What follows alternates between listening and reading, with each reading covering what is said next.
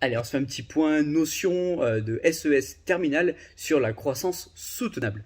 La croissance soutenable, c'est une croissance en fait qui est durable, qui va pouvoir permettre de répondre aux besoins des générations d'aujourd'hui sans compromettre les besoins des générations futures. Alors, pour ce qu'on appelle les partisans de la soutenabilité faible, très important de connaître cette notion de soutenabilité faible, tous les capitaux qui sont nécessaires à la croissance, c'est-à-dire le capital naturel, physique, humain et social, sont substituables. C'est-à-dire que si dans un processus de production, un des quatre capitaux vient à manquer, on peut le substituer par un autre des capitaux que je viens de citer. Donc, du coup, dans ce type de croissance-là, l'innovation a une place centrale. Si on prend par exemple l'exemple de la ressource en pétrole, si le pétrole, pour n'importe quelle raison, vient à manquer, on peut le substituer dans ce cas-là par une autre énergie, comme l'énergie par exemple éolien.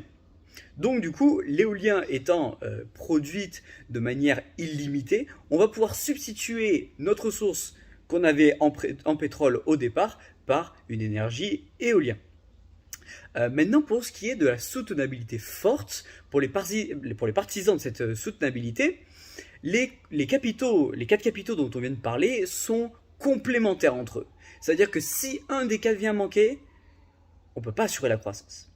Et un des quatre capitaux les plus importants selon les partisans de la soutenabilité forte, c'est le capital naturel. C'est-à-dire toutes les ressources, je vais te prendre l'exemple du pétrole par exemple, où ça peut être la ressource en eau, le sable, etc.